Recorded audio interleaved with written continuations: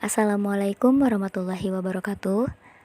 Di video kali ini, saya akan mencoba memaparkan materi tentang anak berkebutuhan khusus, yaitu tunarungu. Banyak istilah yang digunakan untuk menyebut anak yang mengalami kelainan pendengaran, yaitu tuli, bisu, tunawicara, cacat dengar, kurang dengar, ataupun tunarungu. Istilah tunarungu diambil dari istilah tuna dan rungu. Tuna artinya kurang, dan rungu artinya pendengaran. Orang atau anak dikatakan tunarungu apabila ia tidak mampu mendengar atau kurang mampu mendengar sesuatu.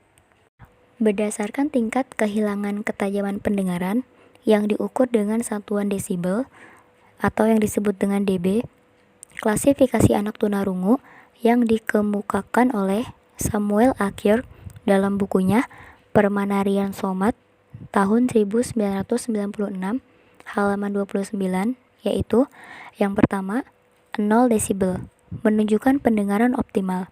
Selanjutnya 0 sampai 26 desibel menunjukkan masih mempunyai pendengaran normal. Selanjutnya 27 sampai 40 desibel menunjukkan kesulitan mendengar bunyi-bunyi yang jauh, membutuhkan tempat duduk yang strategis letaknya, dan memerlukan terapi wicara, dan ini tergolong tunarungu ringan. Selanjutnya 41 sampai 55 desibel mengerti bahasa percakapan, tidak dapat mengikuti diskusi kelas, membutuhkan alat bantu dengar dan terapi bicara, dan ini tergolong tunarungu sedang. Selanjutnya 56 sampai 70 desibel, yaitu hanya bisa mendengar suara dari arak yang dekat, masih mempunyai sisa pendengaran untuk belajar bahan ekspresif atau reseptif, dan bicara dengan menggunakan alat bantu dengar serta dengan cara yang khusus, dan ini tergolong tunarungu agak berat. Selanjutnya 71 sampai 90 desibel hanya bisa mendengar bunyi yang sangat dekat, kadang dianggap tuli, membutuhkan pendidikan luar biasa yang intensif, membutuhkan alat bantu mendengar yaitu ABM, dan latihan bicara secara khusus, dan ini tergolong tunarungu berat. Lalu yang terakhir 91 desibel ke atas, yaitu mungkin sadar akan adanya bunyi atau suara dan getaran. Banyak tergantung pada penglihatan daripada pendengarannya untuk proses menerima informasi, dan yang bersangkutan dianggap tuli, dan ini tergolong tunarungu berat sekali. Selanjutnya, faktor-faktor penyebab ketunarunguan. Yang pertama, pada saat sebelum dilahirkan, yaitu salah satu kedua orang tua anak menderita tunarungu atau mempunyai gen pembawa sifat abnormal, misalnya dominant genes, recessive gen, dan lain-lain. Yang kedua, karena penyakit, sewaktu ibu mengandung terserang suatu penyakit, terutama penyakit-penyakit yang diderita saat kehamilan trimester pertama, yaitu pada saat pembentukan ruang telinga. Penyakit itu ialah rubella, moribili, dan lain-lain. Yang ketiga, karena keracunan obat-obatan. Pada saat kehamilan, ibu meminum obat-obatan terlalu banyak. Ibu seorang pecandu alkohol, atau ibu tidak menghendaki anaknya, sehingga ia meminum obat penggugur kandungan. Hal ini akan dapat menyebabkan ketunarunguan pada anak yang dilahirkan. Dan yang kedua, pada saat kelahiran, yaitu sewaktu melahirkan, ibu mengalami kesulitan, sehingga persalinan dibantu dengan penyedotan. Lalu, prematuritas, yaitu bayi yang lahir sebelum pada waktunya. Dan yang ketiga, pada saat setelah kelahiran, yaitu ketulian yang terjadi karena infeksi, misalnya infeksi pada otak atau infeksi umum seperti difteri, morbili, dan lain-lain. Lalu yang kedua, pemakaian obat-obatan ototoksi pada anak-anak. Dan yang ketiga, karena kecelakaan yang mengakibatkan kerusakan alat pendengaran bagian dalam, misalnya jatuh. Adapun ciri-ciri anak tunarungu yaitu saat baru lahir tidak menangis, kurangnya respon saat dipanggil, sulit berbicara atau berbicara tanpa arti dan nada, sering memiringkan kepala saat diajak berbicara, terdapat kelainan fisik pada telinga, lalu miskin dalam kosakata, sulit untuk mengartikan ungkapan-ungkapan bahasa yang mengandung arti kiasan, sulit mengartikan kata-kata abstrak, dan kurang menguasai irama dan gaya bahasa. Selanjutnya, jenis masalah yang dihadapi oleh anak tunarungu. Yang pertama, bagi anak tunarungu itu sendiri, yaitu sehubungan dengan karakteristik tunarungu, miskin dalam kosakata, sulit memahami kata-kata abstrak, sulit mengartikan kata-kata yang mengandung kiasan, adanya gangguan bicara, maka hal-hal itu merupakan sumber masalah pokok bagi anak tunarungu. Dan yang kedua, bagi keluarga. Lingkungan keluarga merupakan faktor yang mempunyai pengaruh penting dan kuat terhadap perkembangan anak, terutama anak luar biasa. Anak ini mengalami hambatan sehingga mereka akan sulit menerima norma lingkungannya. Berhasil tidaknya anak tunarungu melaksanakan tugasnya sangat tergantung pada bimbingan dan pengaruh keluarga. Tidaklah mudah bagi orang tua untuk menerima kenyataan bahwa anaknya menderita kelainan atau cacat. Reaksi pertama saat orang tua mengetahui bahwa anaknya menderita tunarungu adalah merasa terpukul dan bingung. Reaksi ini kemudian diikuti dengan reaksi lain. Reaksi-reaksi yang tampak biasanya dapat dibedakan atas bermacam-macam pola, yaitu timbulnya rasa bersalah atau berdosa. Orang tua menghadapi cacat anaknya dengan perasaan kecewa karena tidak memenuhi harapannya. Yang ketiga, orang tua malu menghadapi kenyataan bahwa anaknya berbeda dari anak-anak lain. Dan yang keempat, orang tua menerima anaknya beserta keadaannya sebagaimana semestinya.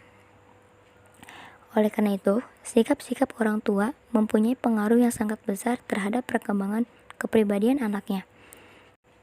Dan yang keempat, bagi penyelenggara pendidikan, perhatian akan kebutuhan pendidikan bagi anak tunarungu tidaklah dapat dikatakan kurang karena terbukti bahwa anak tunarungu telah banyak mengikuti pendidikan sepanjang lembaga pendidikan itu dapat dijangkaunya. Persoalan baru yang perlu mendapat perhatian jika anak tunarungu tetap saja harus sekolah pada sekolah khusus, yaitu SLB, adalah jika anak-anak tunarungu itu tempat tinggalnya jauh dari SLB, maka tentu saja mereka tidak akan dapat bersekolah. Usaha lain muncul dengan didirikannya asrama di samping sekolah khusus itu. Rupanya, usaha itu tidak dapat diandalkan sebagai satu-satunya cara untuk menyekolahkan mereka. Usaha lainnya yang mungkin akan dapat mendorong anak tunarungu dapat bersekolah dengan cepat dan mereka mengikuti pendidikan pada sekolah normal atau biasa dan disediakan program-program khusus bila mereka tidak mampu mempelajari bahan pelajaran seperti anak normal.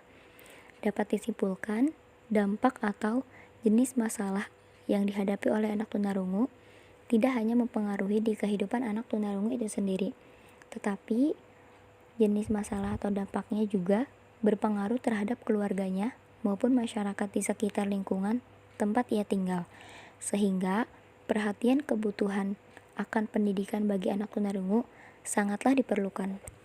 Selanjutnya, cara belajar atau metode untuk anak tunarungu. Yang pertama, cara manual.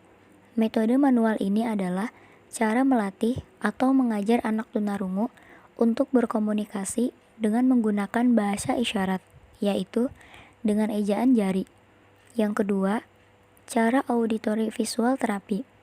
Metode auditory visual terapi ini adalah perpaduan antara penerapan suara, bahasa bibir, dan mimik muka. Tujuannya adalah dengan suara yang kita diharapkan bisa mengoptimalkan sisa pendengaran anak, dan dengan membaca mimik muka serta bahasa bibir diharapkan anak dapat dengan mudah memahami atau lebih mengerti setiap kata yang diucapkan secara visual. Namun, dalam terapi wicara ini juga ada beberapa hal yang perlu diperhatikan. Di antaranya, yang pertama, alat artikulasi anak untuk mengetahui apakah terdapat kecacatan atau tidak. Yang kedua, pembentukan vokal dan konsonan. Yang ketiga, mengetahui tingkat kekurangan pendengaran anak. Misalnya, apakah ringan, sedang, berat, atau bahkan sangat berat. Dan yang keempat, tingkat kelainan.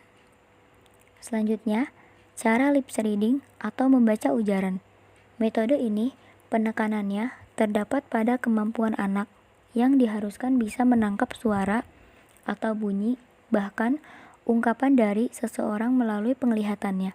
Dengan kata lain, anak tunarungu harus bisa membaca gerakan bibir dari lawan bicaranya. Dan yang terakhir, cara oral. Cara atau metode oral ini adalah untuk melatih anak tunarungu agar bisa berkomunikasi secara lisan dengan lingkungan atau orang-orang yang bisa mendengar. Caranya yaitu dengan melibatkan anak tunarungu untuk berbicara secara lisan di hadapan orang atau masyarakat dalam setiap kesempatan. Adapun tujuan pendidikan bagi anak tunarungu, hadirnya sekolah-sekolah untuk anak-anak berkebutuhan khusus, termasuk tunarungu, memberikan kesempatan bagi tunarungu untuk mendapat pendidikan tanpa melihat batasan yang dimiliki.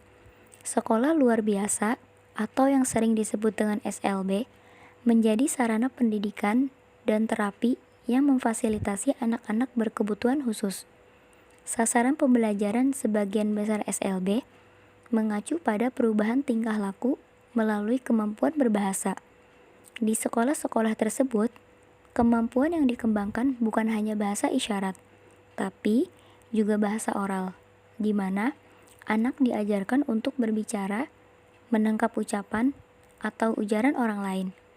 Salah satu metode belajar yang dipakai adalah metode MMR, yaitu metode maternal reflektif, yang mengadopsi cara seorang ibu mengajarkan bahasa pada anaknya. Pendekatan MMR dilakukan dengan metode demonstrasi, metode pemberian contoh, tanya jawab, dan penugasan. Maka dari itu, dengan pendidikan yang diperoleh, anak tunarungu dapat mengenal lingkungan dan berinteraksi terlepas dari keterbatasan yang dimiliki. Baik, itu tadi pemaparan materi yang dapat saya sampaikan mengenai anak berkebutuhan khusus, yaitu anak tunarungu. Kurang lebihnya mohon maaf. Wassalamualaikum warahmatullahi wabarakatuh.